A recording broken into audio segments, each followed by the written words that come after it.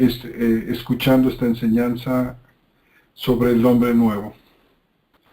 Me doy idea de que hay algunos de mis hermanos o hermanas esta noche no tuvieron la oportunidad de estar en el estudio anterior, de manera que para que podamos tener todos juntos una visión completa y plena de este tema maravilloso del hombre nuevo. Voy a retomar algunas cosas del estudio anterior, al mismo tiempo que voy a enriquecer un poquito estos mismos conceptos para entrar de lleno a esta segunda parte sobre el hombre nuevo. En el estudio anterior explicábamos que para entender el milagro de la salvación que hemos recibido por gracia, la mejor manera es, a manera de claroscuro, comprender cuáles fueron los efectos mortíferos de la caída de Adán. Estudiamos un par de pasajes, uno que está en Romanos capítulo 5, que va del 12 al 21. Si quieren ustedes tomar nota, otro que está en la misma carta a los Romanos, en el capítulo 1, versículos 18 al 32. En el primer pasaje, en Romanos 5, 12 al 21, el apóstol Pablo expuso qué fue lo que le ocurrió a la raza humana tras el pecado de Adán. Cuando dice, por tanto, como el pecado entró en el mundo por medio de un hombre, y por medio del pecado la muerte, así también la muerte pasó a todos los hombres por cuanto todos pecaron. Y los resultados de esta caída, de esta diseminación del pecado en toda la posteridad, en toda la descendencia de Adán, se describen de una manera muy dramática y muy realista en el segundo pasaje, en Romanos capítulo 1, versículos 18 al 32. Todo el escenario original de comunión y de bienaventuranza que había en el huerto del Edén antes de la caída, se volvió en oscuridad. La naturaleza humana sufrió cambios de fondo y el resultado inmediato de ello fue la separación y el extrañamiento entre el hombre y Dios. Recordemos nosotros, todo el hombre por primera vez se oculta de Dios, y a su vez entre los seres humanos. Entonces es un extrañamiento entre el hombre y Dios, y a su vez un extrañamiento entre los seres humanos. La codicia, las envidias, los celos y toda forma de violencia, crímenes sin número, muertes crueles y despiadadas se extendieron por todas partes del mundo habitado en miles de maneras. El hombre pues se alejó de Dios y al alejarse de Dios se convirtió en el peor enemigo del hombre. Y el asesinato de Caín es el primer delito registrado en las Escrituras después de la caída y la expulsión del huerto del Edén. A partir de entonces, el escenario de la historia se ha teñido de la sangre derramada a raudales en guerras sin fin hasta nuestros días presentes. Y no hay nada que haya podido cambiar este escenario, ni podrá.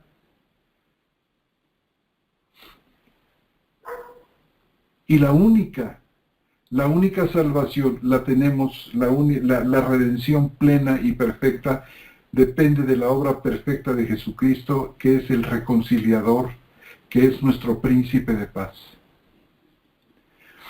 Y el Mesías, nuestro Señor, cerró la brecha. Esta brecha infinita abierta entre Dios y el hombre a causa del pecado. Y lo hizo cuando cargó sobre sí mismo con los pecados de su pueblo y puso su vida por las ovejas. Dice también Isaías, fue traspasado por nuestras transgresiones y molido por nuestros pecados. Y la obra salvadora del unigénito Hijo de Dios viene a ser una obra definitiva y una obra definitoria. Y dada la excelsitud de su persona y el valor infinito del perdón que ha logrado al llevar sobre sí cada pecado personal de cada uno de aquellos de su pueblo y de ser castigado por ellos, consiguió una remisión perfecta y completa de los pecados de tal magnitud que dice la carta a los Hebreos, ya no queda más ofrenda por el pecado. Y entre estos frutos se cuentan una infinidad de privilegios que van más allá de las palabras. Con su sangre compra para sí un pueblo propio en los que él habita y ha unido a sí mismo, a los cuales perfecciona conformándolos a su imagen. Su sacrificio hizo perfectos para siempre a los que ahora está santificando activamente. Podemos decir entonces que la obra de la santificación es una obra de conformación. La redención es una obra de creación, no de remodelación. Nuestro Señor no transforma al primer Adán que hay en nosotros, a la antigua raza, que no era otra cosa que un ser viviente hecho de tierra, como dice 1 Corintios 15, 45 al 47, sino que en lugar de remodelar, Él crea una nueva raza a partir de Él mismo, como segundo Adán, que es un espíritu vivificante venido del cielo. En la redención, el hombre ya no está más separado de Dios ni de su prójimo, sino está unido a Él, hecho uno con Él. Como dice la primera carta a los Corintios en el capítulo 6, 17, el que se une al Señor, un espíritu se hace con Él. Y los creyentes juntos formamos un solo cuerpo, el cuerpo del Mesías. Y la unión con Cristo define la esencia misma de la redención, que es la incorporación, como decíamos la vez pasada, de hombres y mujeres a la divinidad. Esta es la redención, la incorporación de hombres y mujeres, pecadores, rescatados por la sangre de Cristo y unidos a la divinidad. Y en ella los redimidos, en esta unión con Cristo, alcanzan su plenitud como seres creados a su imagen. Y en esta unión participan de lo que Cristo es. Como dice 1 Corintios 1:30, que Jesús, el Mesías, nos ha sido hecho por parte de Dios sabiduría, justicia, santificación y redención. El apóstol Juan, por su parte, en el Evangelio, presenta esta unión con Dios como un ser habitado por Él, de la misma manera que el Padre habita en el Hijo y el Hijo en el Padre. Y recordamos estos versículos que están de una manera particular en el Evangelio de Juan, en el capítulo 17, versículos 20 al 22, que dice, mas no ruego solamente por estos, sino también por los que han de creer en mí por la palabra de ellos, para que todos sean uno, como tú, oh Padre, en mí y yo en ti, que también ellos sean uno en nosotros, para que el mundo crea que tú me enviaste. La gloria que me diste yo les he dado, para que sean uno, así como nosotros somos uno. De manera que podemos decir que la salvación es una obra de creación, no de remodelación, de incorporación al Hijo de Dios, al Padre y al Hijo y al Espíritu Santo. Y la salvación es también una obra de conformación, es decir, de transformación creciente en la imagen del Hijo de Dios.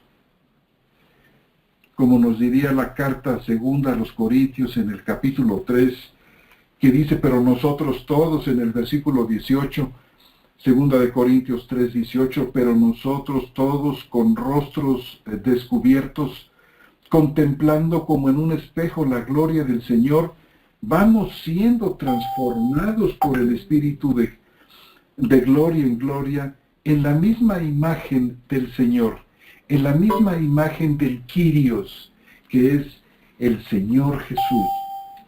Y esta es la razón precisamente por la que fuimos nosotros elegidos desde antes de la fundación del mundo y recibimos gracia desde antes del tiempo de los siglos para ser transformados, ser conformados a esta imagen.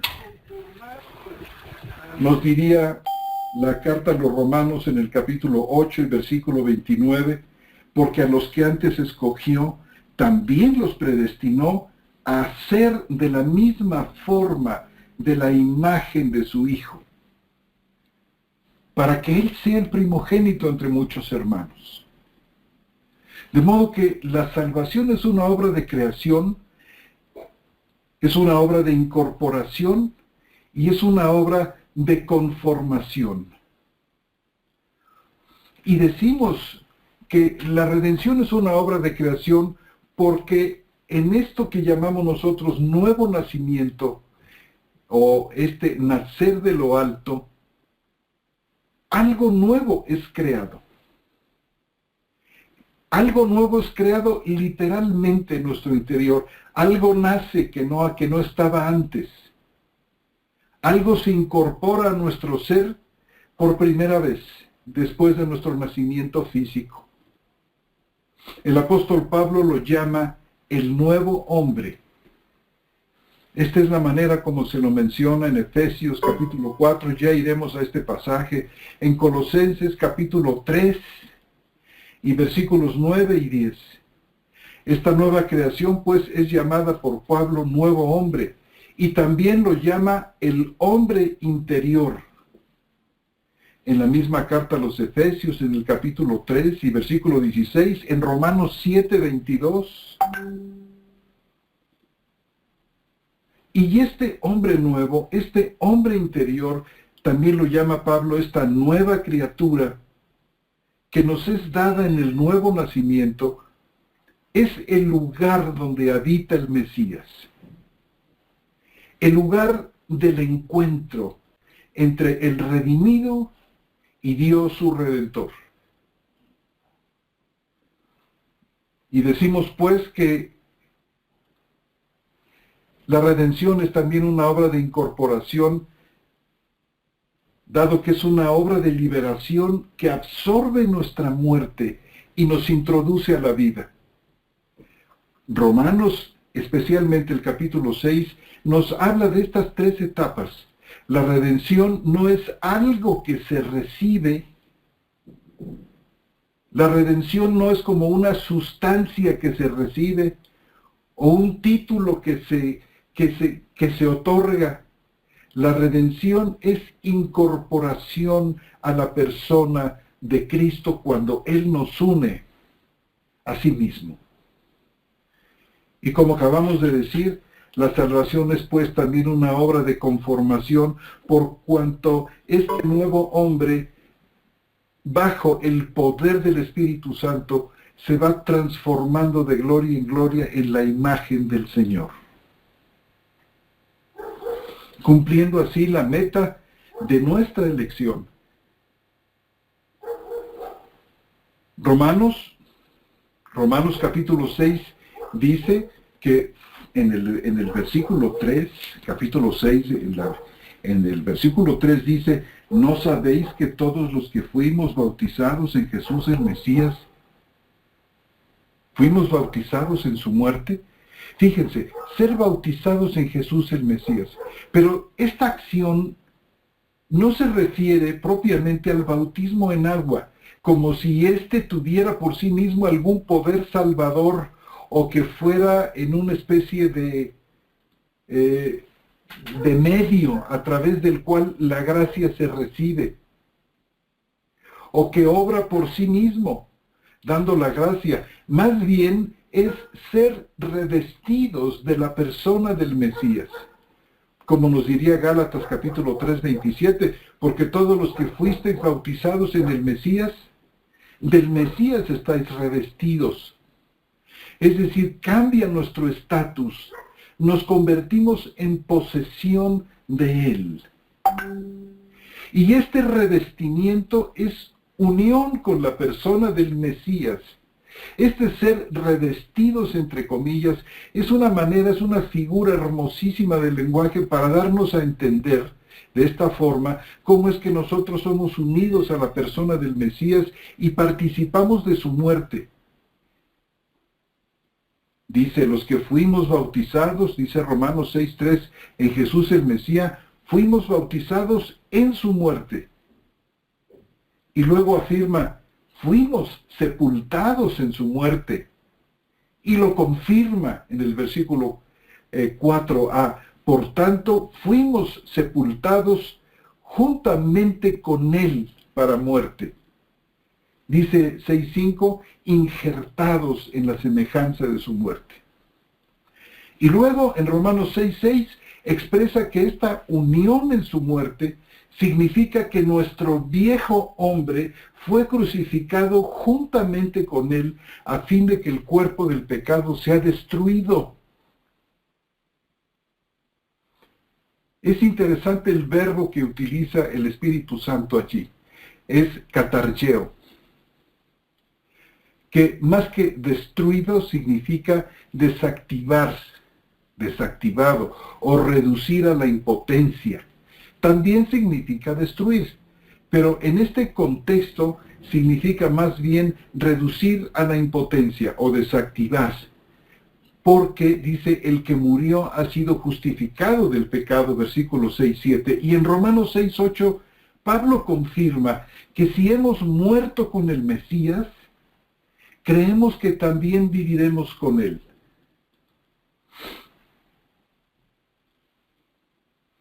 Esta es la primera vez en esta epístola a los romanos que Pablo menciona al viejo hombre. Y por extensión, implícitamente, podemos suponer, por el resto de las escrituras, además, la existencia y la realidad de un nuevo hombre. De hecho, se le menciona así. Si bien no se menciona explícitamente aquí, en Romanos 6, sí se lo mencionará en Romanos 7:22 como el hombre interior. Dice Romanos 7:22, porque según el hombre interior me deleito en la ley de Dios. Y hay un acuerdo entre los comentaristas de Romanos y los lingüistas también que examinan el Nuevo Testamento griego, en cuanto a que este hombre interior de 7:22 es sinónimo del hombre nuevo que mencionará Pablo en Romanos y en Efesios y en Colosenses. Pero aquí, en Romanos 6, el viejo hombre está conectado, como ustedes notan, con la crucifixión. Dice Romanos 6:6, sabiendo esto, que nuestro viejo hombre fue crucificado juntamente con él. Entonces, Pablo conecta la crucifixión con el viejo hombre. Y en el 6:5 conecta, y el resto de las escrituras, más bien dicho, no 6:5, sino Efesios y Colosenses conectan al nuevo hombre con la resurrección, con la novedad de vida, con el vivir con Él, como también tenemos aquí en Romanos 6:5, porque si hemos llegado a ser injertados en la semejanza de su muerte, también lo seremos en la de su resurrección. Y creemos nosotros que esto se refiere al hombre nuevo. El hombre viejo está relacionado, está conectado con la crucifixión. El nuevo hombre está conectado con la novedad de vida que dice el versículo 6:4 de Romanos, para que así como el Mesías fue resucitado de entre los muertos por la gloria del Padre, así también nosotros andemos en novedad de vida. O como dice 6:8, si hemos muerto con el Mesías, creemos que también viviremos con él. Entonces, resurrección, novedad de vida y vida eterna con él son características del nuevo hombre, así como la crucifixión y la agonía de una muerte que ciertamente llegará, están conectados con el viejo hombre.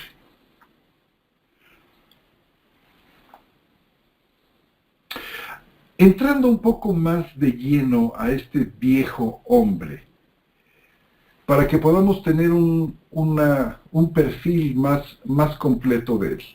Pablo nos dice en Romanos 6:6 que nuestro viejo hombre fue crucificado con él. Y este viejo hombre, ¿qué es este viejo hombre?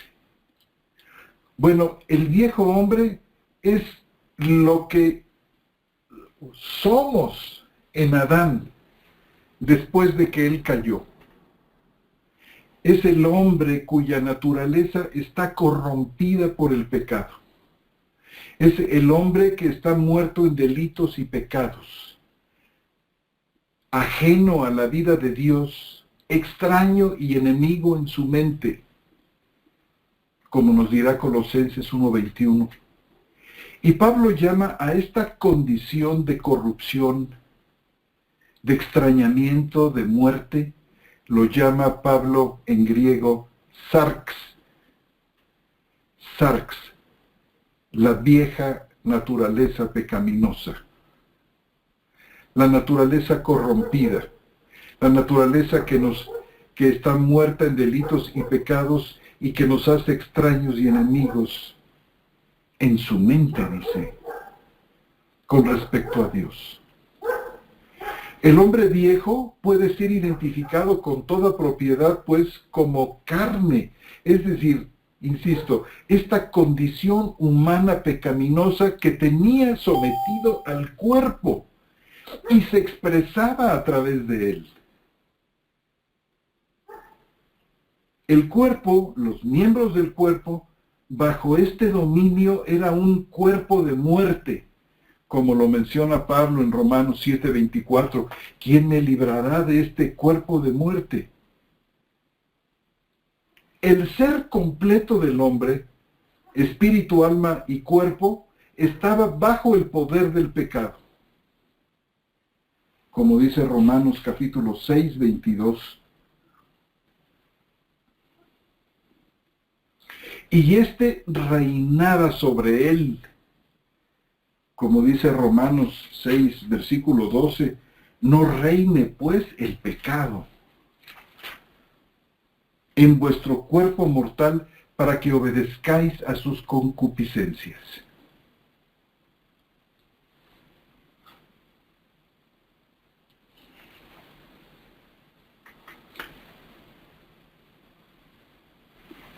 Y este dominio del pecado, y vemos aquí como pecado no es simplemente una acción o la suma de acciones pecaminosas y rebeldes contra la voluntad de Dios, sino pecado como un poder. Por eso dice, no reine el pecado. Nuestro Señor en el capítulo 8 de San Juan nos diría, el que peca es esclavo del pecado.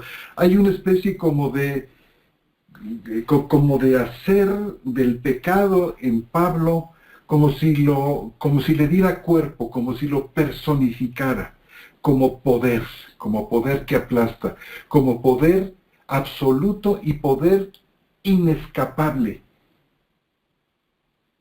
Y los miembros del cuerpo eran instrumentos de iniquidad y servían a la inmundicia. Como dice Romanos capítulo 6, 13 y 19. Y el apóstol afirma de una manera contundente, porque mientras estábamos en la carne, capítulo 7 y versículo 5, mientras estábamos en la carne, las pasiones de los pecados eran activadas en nuestros miembros por la ley a fin de dar fruto para muerte. Y hermanos y hermanas, este viejo hombre está aún presente en nosotros los creyentes y se expresa todavía en los miembros del cuerpo. Y Pablo se refiere a esto cuando dice allá en Romanos capítulo 7, 23, pero veo otra ley en mis miembros que combate contra la ley de mi mente y me encadena a la ley del pecado que está en mis miembros. El pecado entonces es un poder que opera como una ley ineluctable, como la ley de la gravedad. Cuando decimos ineluctable, nos referimos a una cosa contra la cual no puede lucharse, contra la cual no se puede luchar. Y el hombre viejo fue crucificado con el Mesías con el propósito de que el cuerpo del pecado fuera desactivado, es decir, que dejara de servir al pecado. Y con la crucifixión del viejo hombre, el pecado como poder es acotado, es restringido, es limitado, pero no desaparece, no es anulado. Sin embargo, el nuevo hombre que es habitado por el Espíritu Santo y mediante su poder es capaz de presentar los miembros del cuerpo como instrumentos de justicia. Y al creyente como viviendo fuera de los muertos, como nos diría Romanos 6:13. Gracias a que el hombre viejo está crucificado, no muerto, pero crucificado, próximo a la muerte ciertamente, en nuestra muerte física, ahí desaparece este hombre viejo, mientras es acotado, es restringido y ciertamente se genera una lucha interna entre este nuevo hombre creado por Dios y este viejo hombre. Y esta lucha interna es un elemento fundamental en las manos de Dios para nuestra santificación y nuestra perfección.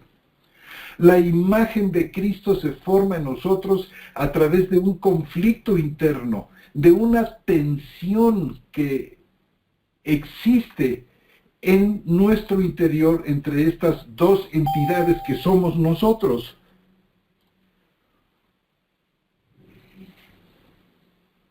En el nuevo hombre se manifiesta una nueva ley. Dice, la ley del Espíritu de vida que nos libra de la ley del pecado y de la muerte. La imagen de Cristo se forma en nosotros a través de este conflicto interno. Con la crucifixión del viejo hombre, y quiero que notemos esta situación, muchos dicen o muchos piensan que el hombre viejo cuando está crucificado está muerto, pero esto no es así. Hay una distancia entre estar crucificado y estar muerto. El mismo famoso credo de los apóstoles, si recordamos, lo dice, que él fue crucificado, muerto y sepultado. De esto hablaremos un poquito de esto, un poco más adelante. De momento quiero decir que la crucifixión significa que el viejo hombre está acotado. Con la crucifixión del viejo hombre, el pecado está restringido, está limitado, pero no está anulado. No desaparece. Sin embargo, el nuevo hombre, habitado por el Espíritu y mediante su poder, puede presentar los miembros del cuerpo como instrumentos de justicia. Por primera vez se cumple esto que dice Romanos 6:13, Ni tampoco presentéis vuestros miembros como instrumentos de iniquidad para el pecado, sino presentaos vosotros mismos a Dios como viviendo fuera de los muertos, y vuestros miembros a Dios como instrumentos de justicia. Este poder terrible al que estábamos inevitablemente sujetos del pecado hacía que el hombre viejo se sirviera de nuestros cuerpos, de nuestros miembros para expresarse. Ahora que este poder ha sido roto por la presencia del nuevo hombre, que es habitado y sostenido por el Espíritu Santo, ahora el hombre nuevo puede presentar los miembros, puede, así como el viejo hombre utilizaba los miembros de nuestro cuerpo para la iniquidad, el hombre nuevo puede presentarlos a Dios como instrumentos de justicia y puede presentarse pues como viviendo fuera de los muertos. Esto quiere decir que en el hombre nuevo se manifiesta una nueva ley, la ley del Espíritu de vida, que nos libra de la ley del pecado y de la muerte, como nos diría Romanos 8:2. Y el Mesías ha roto el poder del viejo hombre. Insisto, esto no significa que ya no pecaremos nunca más. Es por esta razón que el apóstol Juan, en su primera carta, en el capítulo 2, dice: hijitos míos, estas cosas os escribo para que no pequéis. Y si alguno peca, Paracleto tenemos. Noten ustedes la primera persona del plural, tenemos. Pablo ya, Juan, el apóstol Juan ya grande, ya entrado en años, cuando escribe esta carta, dice tenemos. Abogado tenemos, no dice tienen ustedes, sino tenemos. Ante el Padre a Jesús el Mesías, el justo. Quiero ir un poquito más al fondo. Que el viejo hombre está crucificado, quiero insistir en este punto, ¿significa que el viejo hombre está muerto? Por supuesto que no.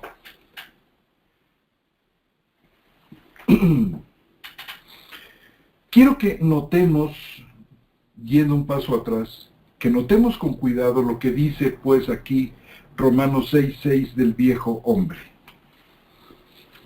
Dice que fue crucificado juntamente con él, es decir, con Cristo. Y Pablo vincula la crucifixión del viejo hombre con la crucifixión del Mesías, porque dice que fuimos nosotros hechos participantes de su muerte. El Mesías, noten ustedes, en Romanos capítulo 6:10, dice, porque en cuanto a que murió, al pecado murió una vez por todas, pero en cuanto vive, para Dios vive. Está hablando del Mesías. El Mesías, dice aquí Pablo, murió al pecado. Y la única manera en que Jesús pudo haber muerto al pecado, porque jamás estuvo vivo al pecado, es en el sentido de haber cargado con una multitud de pecados ajenos, ser castigado por ellos y obtener el perdón por cada uno de ellos delante del juez. O sea, ¿qué tenemos aquí? ¿Qué significa que el Mesías murió al pecado? Tenemos una poderosa connotación de tipo legal, de tipo forense. Por lo tanto, se les dice a los creyentes en el 6:11, por lo tanto, dice, consideraos muertos al pecado. Esto no quiere decir que el problema del pecado terminó. Porque noten ustedes la admonición del versículo que sigue, del versículo 12. No reine pues el pecado en vuestro cuerpo mortal, para que obedezcáis a sus concupiscencias. Si cuando dice consideraos muertos al pecado, quiere decir que el pecado ya no tiene ningún poder sobre nosotros, entonces, ¿cómo explicamos el versículo 12 en la amonestación del apóstol que no reine el pecado en nosotros? Si ya ha muerto, está por demás la amonestación del versículo 12. Y por supuesto que no hay contradicción alguna en estos versículos. Romanos 6:12 nos permite entender que la crucifixión del viejo hombre, la sarx, la naturaleza pecaminosa, la esencia misma de este hombre viejo no desaparece, se acota. Cuando el Hijo de Dios fue crucificado, Él no murió instantáneamente al ser fijado a la cruz, ni tampoco después que fue levantado de la tierra al cielo, en esa cruz.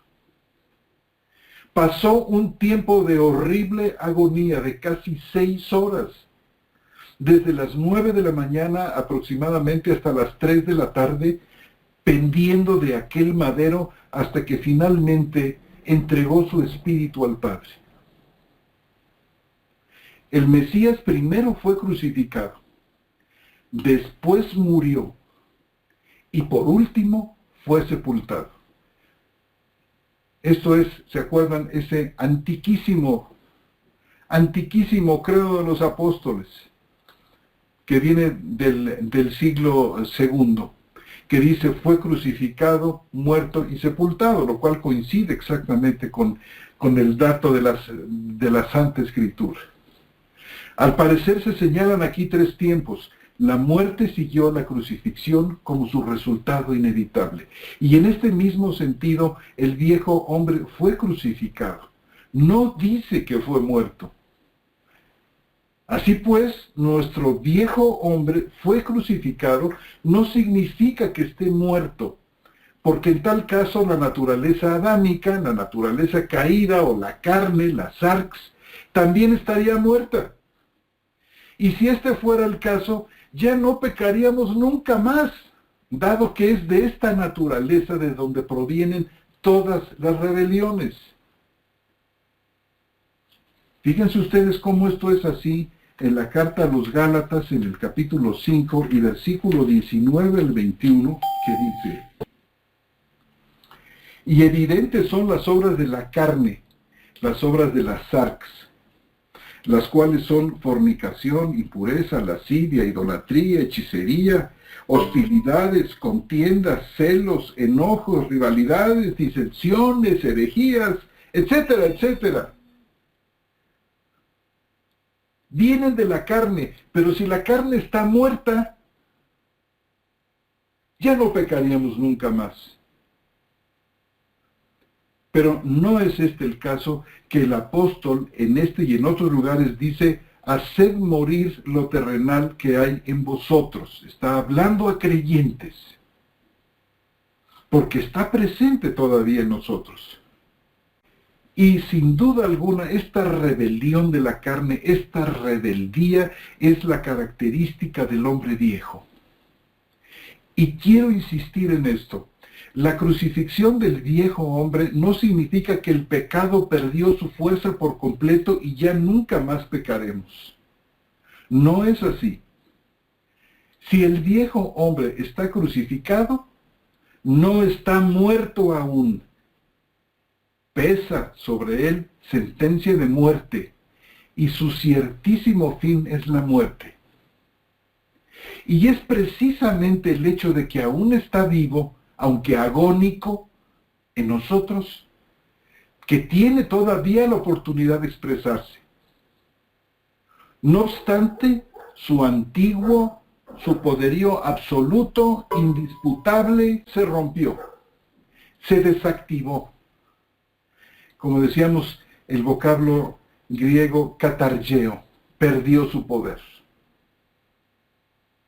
El viejo hombre está aún presente en nosotros, pero no de la manera en que estaba antes de la conversión, en la plenitud de su fuerza y funcionando enteramente bajo el poder y el dominio de los poderes del presente siglo humano, sin que nada ni nadie pudiera impedirlo. Ya no está así en nosotros, pero vivirá en nosotros hasta que el propósito de Dios de utilizarlo para nuestra perfección se realice plena y perfectamente. Para Dios, esta es la meta consumada y además una meta lograda por Él, con una maestría maravillosa. En cuanto a nosotros, se va realizando cotidianamente la experiencia. El pecado se expresará cada vez menos de manera gradual y se reducirá su influencia y su presencia. Será acotado, restringido, limitado por el nuevo hombre, el cual crece con el crecimiento que Dios le da.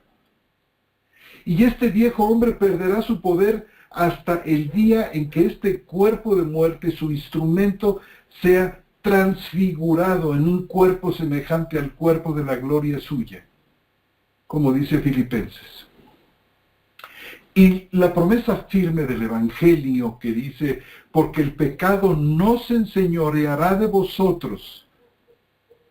Noten ustedes Romanos 6:14, esta fulgurante promesa, firme.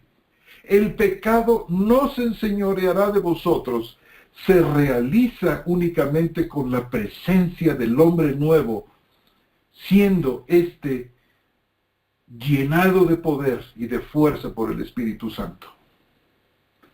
El nuevo hombre no es libertado del pecado porque nunca ha estado esclavizado al pecado. El nuevo hombre no pertenece a esta creación adámica de la tierra terrenal, sino pertenece a un orden de creación distinto. Siendo una creación de Dios, el pecado no tiene nada en él, no tiene asidero en él, ni nunca lo tendrá. El hombre nuevo, dice ahí, no practica el pecado. ¿Saben ustedes por qué? Porque dice 1 de Juan 3:9, porque no puede pecar. Quiero que noten ustedes que vayamos por un segundo a 1 de Juan 3:9. Primera epístola de Juan, capítulo 3, versículo 9, dice, todo el que es nacido de Dios, y aquí la referencia es al nuevo nacimiento, al nacimiento de lo alto, todo el que es nacido de Dios no practica el pecado, porque la simiente de Dios, que es espíritu, permanece en él. Noten ustedes aquí, en este nacimiento nuevo, cómo se alude a la presencia del Espíritu, que es llamado aquí el esperma de Dios. Y luego dice, y no puede pecar, porque dice, pues es nacido de Dios. A este versículo le han sacado la vuelta muchas veces, no lo pueden explicar. ¿Cómo que no puede pecar? ¿Qué está hablando de una absoluta impecabilidad, dicen, del cristiano? No, el cristiano mientras tenga al hombre viejo, hermanos, se dará lugar al pecado y por eso en esta carta, al hecho lamentable del pecado, pero dice que nosotros podemos confesar nuestros pecados a Dios y ser perdonados por ellos. Pero aquí, esta impecabilidad a la que se refiere 1 de Juan 3:9, que dice lo nacido de Dios no puede pecar, es justo una definición de lo que es esta nueva naturaleza que hemos recibido en el nuevo nacimiento, que ha venido a ser injertada en nosotros y se ha convertido en parte de nuestra personalidad. ¿Qué es lo que somos cada uno de nosotros como creyentes? Somos hombre viejo y hombre nuevo. Lo que no éramos antes. Antes éramos solamente una expresión de la vieja naturaleza de Adán. Éramos la naturaleza adámica. Pero ahora somos seres con una doble condición, con una doble situación interior. Tenemos los poderes del siglo venidero actuando ya en nosotros. Si bien todavía los poderes del siglo malo, del presente siglo malo están ahí, pero insisto, hermanos y hermanas, esto es así porque Dios quiere utilizar esta presencia del hombre viejo para afilar, para perfeccionar, para conformar al cristiano a la imagen de Cristo. Esto es maravilloso. Entonces, el nuevo hombre no es libertado del pecado porque nunca estuvo esclavizado al pecado. Miren ustedes, por favor, acompáñenme a la carta a los Efesios en el capítulo 4 y versículo 24. Ahí dice, vestidos ya del nuevo hombre que fue creado según Dios en la justicia y la santidad de la verdad. Noten ustedes que dice que el nuevo hombre es creado. Utiliza el verbo griego tizo, que es usado en referencia a la creación en Génesis y a la creación de cosas por parte de Dios. El hombre nuevo es creado, no es remodelado, no es la vieja naturaleza restaurada, no es el viejo hombre regenerado. Se equivocan los que hablan de regeneración del corazón, no tienen ni idea de lo que están diciendo. Y en nuestros libros sobre santificación y en los púlpitos y en muchos lados que se habla del corazón regenerado, hermanos, es pura poesía inútil y vacía, que no significa nada y así, y la gente se inventa un montón de frases raras para referirse a la obra del Espíritu y no han podido ver con claridad esta presencia del nuevo hombre. El nuevo hombre es creado, y ¿saben? Está creado por Dios justamente porque es una creación, algo nuevo. Y dice, creado en justicia y santidad de la verdad. Precisamente dos aspectos fundamentales que se perdieron con la caída. La justicia, si algo fue perfectamente evidente con la caída, fue el crecimiento rampante de la injusticia hasta la fecha. Y la mentira y la simulación en lugar de la santidad de la verdad. El apartamiento de este mundo por completo. El movernos verdaderamente en la verdad, en esta verdad que es Jesús, que es el camino, la verdad y la vida.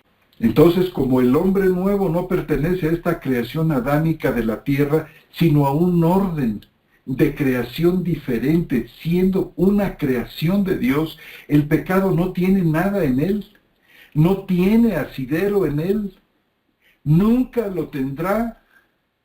El hombre nuevo no puede pecar, pues es nacido de Dios, ni se corrompe, y es justamente la manera maravillosa en que Dios ha decidido mantenernos cerca de Él. Es esta la solución perfecta al problema de la rebeldía humana. Dios hace nuevas todas las cosas. Nosotros somos llamados una nueva criatura. Y lo importante, dice en Gálatas, no es la circuncisión o la incircuncisión, sino la nueva criatura, y el que está unido a Cristo, el que está en Cristo, es una nueva criatura. Y las cosas viejas pasaron por completas y todas son hechas absolutamente nuevas. No repetimos las viejas, el hombre nuevo no repite conductas antiguas, sino puesto que el hombre nuevo está en perfecta unidad con él. Hermanos, la situación ha venido a cambiar de una manera radical, porque esta nueva criatura está hecha de perfecciones y de bellezas indescriptibles. Y con todo no es independiente de Dios, ni se autodetermina, sino que depende segundo a segundo de Dios porque sabe perfectamente bien que Dios es su centro, su fuerza, su origen, su presente, su futuro. Y en todo está en perfecta armonía con Él. Aquí Efesios nos dice que es creado en justicia y santidad de la verdad. Y es en esta nueva criatura donde la imagen de Jesucristo se forja, donde crece con el crecimiento que Dios le da. Y es transformada esta nueva criatura de gloria en gloria en la misma imagen del Señor y está siendo renovada hasta el conocimiento pleno. E insisto, puesto que ha nacido de Dios, no practica el pecado porque dice ahí, no lo practica porque no puede pecar. Entonces, hermanos, denme unos minutos más para concluir estos pensamientos. Para no tomarme un tercer estudio, que no crean ustedes, no estaría nada mal, y concluir en nuestro tercer estudio con una ronda de preguntas, con la idea de que puedan tener completo, pero quiero poner a su consideración lo siguiente, hermanos. Hablando sobre, así como hemos explicado, pues, qué es este viejo hombre y qué es este nuevo hombre, tenemos que añadir, hermanos, que ambos, pues, conviven en el cristiano. En el cristiano habitan, se confrontan el viejo hombre y el nuevo hombre. Son dos espíritus, dos voluntades, dos concepciones de la vida, dos esencias, dos impulsos contrapuestos. Alguien por ahí, también de una manera muy poética, pero muy poco reflexiva, dice, bueno, ciertamente yo reconozco que hay algo así como un viejo hombre en mí, el cual yo aborrezco, y un nuevo hombre, por el cual yo alabo a Dios. Dice, pero ¿cuál de los dos crece más? Y luego nos dicen, pues el que tú alimentas más. Fíjense, hermanos, la torpeza de semejante concepción. En el cristiano no hay más que dos seres, el viejo y el nuevo. Si nos están diciendo, crece más el hombre viejo o el hombre nuevo si tú lo alimentas, la pregunta es, ¿quién es ese tú? ¿Quién es ese tercero que puede alimentar a uno o al otro? Fíjense la torpeza de semejante idea. Es como si en el cristiano hubiera un tercero cuya presencia no podemos justificar bíblicamente, un tercero que además, díganme ustedes, ¿está realmente tocado por la caída este tercero o no? Uno de los puntos fundamentales de la doctrina bíblica de la caída en Romanos 5:12 es que el hombre cayó por completo. Cayó en cuerpo, alma y espíritu. Por completo. Todo su ser cayó. ¿Quién sería este tercero? Que aparte del pecado y aparte de todo, como si estuviera en una especie de limbo totalmente neutral entre el bien y el mal, puede ser capaz de alimentar al hombre viejo o al hombre nuevo, y luego, ¿cómo lo alimenta? O sea, pasa por alto por completo esta idea de que el hombre está jalonado por dos fuerzas, dos espíritus, dos voluntades que riñen entre sí. Cada una de ellas por naturaleza va hacia un lado. Aquí no es cuestión de alimentar o no alimentar, esto es una verdadera locura, es una verdadera obra de arte bizarro y de filosofía barata. En Romanos capítulo 7 tenemos nosotros perfectamente reflejado este conflicto que se genera en el interior del creyente. Es fascinante lo que Romanos capítulo 7, sobre todo los versículos 14 al 25, tienen que decirnos sobre este asunto tan importante. ¿Recuerdan ustedes? Voy a leer 3 o 4 versículos, estoy seguro que ustedes lo han leído ya. Dice, versículo 15, porque lo que hago no lo comprendo, pues no hago lo que quiero, sino lo que aborrezco, esto hago. Y si lo que no quiero, eso hago, apruebo que la ley es buena.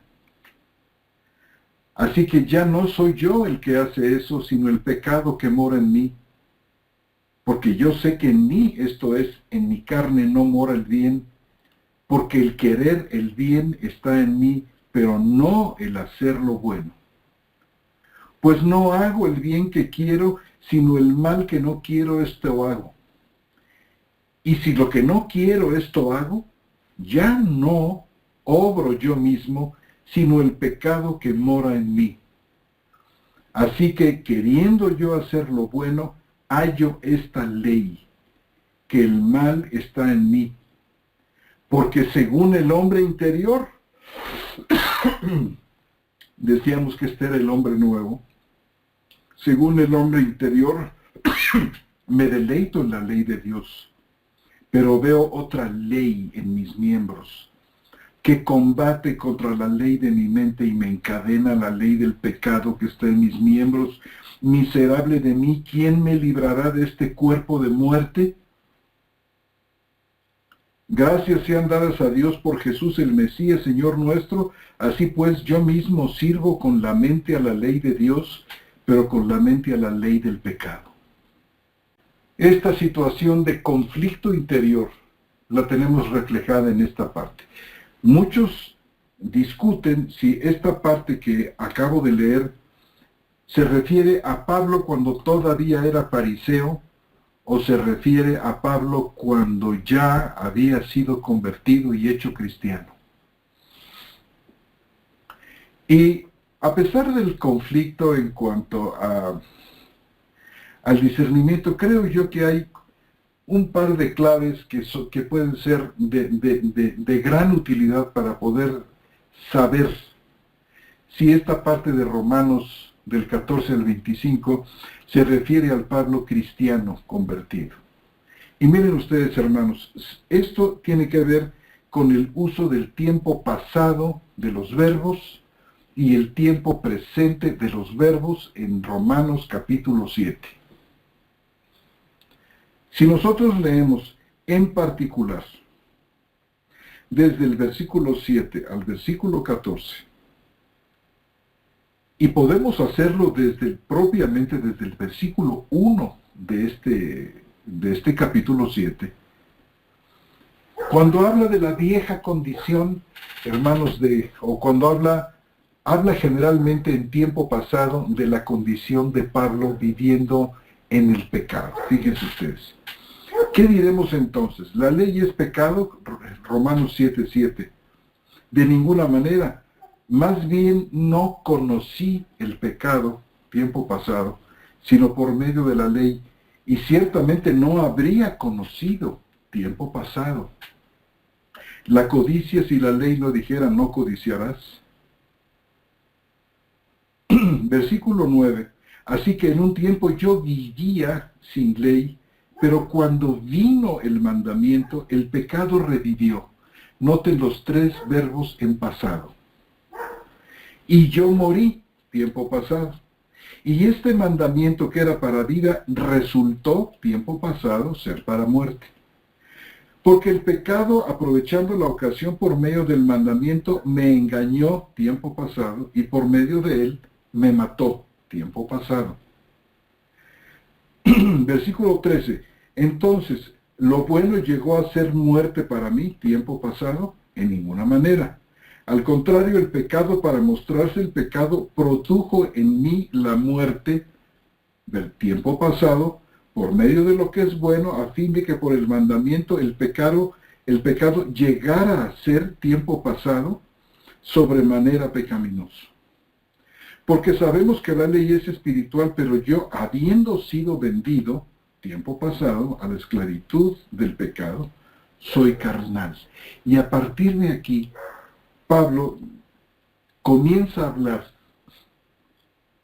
del 15 al 25 en tiempo presente, así como el tiempo pasado fue sistemático en los versículos, sobre todo 7 al 14, Pablo narrando su relación con la ley y cómo despierta él al pecado y lo que produce la ley en él. Hermanos, está hablando de su vida pasada antes de su conversión, cuando era fariseo y vivía bajo la ley. Pero a partir del versículo 15 en adelante está hablando sistemáticamente en presente sin que exista un verbo en pasado. Es decir, Pablo de una manera radical comienza a hablar de su vida presente y utiliza los verbos en tiempo presente. Pablo describe su situación como creyente, no como fariseo, que fue lo que él fue, que es lo que él fue, sino comienza a hablar como creyente en los días en los que él está escribiendo esta carta. Entonces es Pablo en el tiempo presente que está presentándonos un conflicto interior gravísimo. Dice, lo que hago no lo comprendo. Está hablando de un conflicto muy intenso y está hablando de una batalla interior incesante con un matiz de aparente derrota, lo que deja ver que el conflicto es muy fuerte. Por ejemplo, dice en el versículo 15, porque lo que hago no lo comprendo, pues no hago lo que quiero, sino lo que aborrezco, esto hago.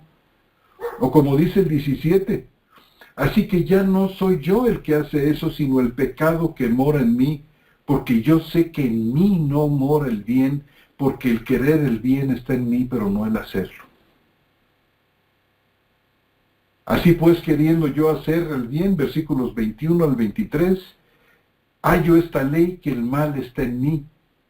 La inclinación dominante del viejo hombre, que es enemistad contra Dios y servicio a la inmundicia y a la iniquidad, como dice Romanos 6:19, se ve impedida por la irrupción del nuevo hombre, cuyo impulso fundamental está dirigido por el amor de Dios y el servicio a Dios, a quien presentan los miembros del cuerpo como instrumentos de justicia.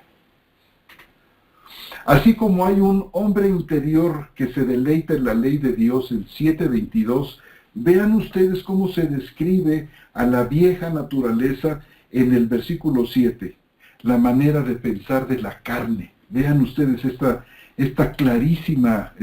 este clarísimo contraste. Romanos capítulo 8 y versículo 7. Porque la manera de pensar de la carne es enemistad contra Dios, pues no se sujeta a la ley de Dios, porque tampoco puede. Noten ustedes esto con lo que dice Romanos 7:22. Porque según el hombre interior me deleito en la ley de Dios. No es sino hasta que llega el nuevo hombre. No es sino por esta disposición nueva que Dios pone en el corazón que podemos nosotros entender ir hacia Dios en una forma de deleite, en su voluntad. Pero la manera de pensar o la mentalidad de la carne, de las sarx, de esta vieja naturaleza adánica, es enemistad porque no se sujeta a la ley de Dios, porque tampoco puede, y podemos decir, y porque tampoco quiere. Nuestro Señor decía en Romanos 5, y no queréis venir a mí para que tengáis vida. Ni pueden ni quieren. Y por supuesto que podemos nosotros hacer un análisis más meticuloso, más detallado de Romanos capítulo 7. Pero yo creo que esto va a tener que esperar, hermanos, a que mi libro esté totalmente terminado, porque estoy escribiendo ahora sobre este tema. Algo que ya hace 10 años que comencé a estudiar y que el Señor me ha permitido finalmente ya comenzar a ponerlo por escrito, reuniendo muchas notas, pero si les parece a ustedes conveniente, podemos establecer un tercer estudio donde podamos ver esta parte de Romanos capítulo 7, vista en un poco de mayor detalle, aunque creo yo que he expresado aquí lo que es verdaderamente fundamental. Entonces, para terminar, hermanos, desde un punto de vista, vamos a decir, histórico, salvífico, los cristianos llevamos dentro el conflicto de dos eras. Por una parte, el Mesías se dio por nuestros pecados para librarnos del presente siglo malo, y esta liberación es ya un hecho. Y se va abriendo paso gloriosa en nuestras vidas, por la acción del Espíritu, quien como dispensador de los frutos de la redención, la está convirtiendo en una realidad. Y por la otra, los poderes del siglo venidero ya están aquí, y la luz verdadera, como dice Juan, ya está alumbrando.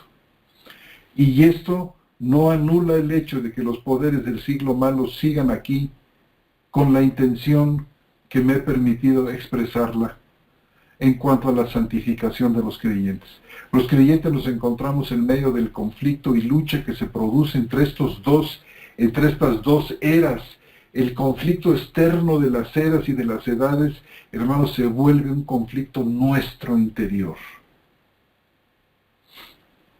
Ya está presente aquí los poderes del siglo venidero.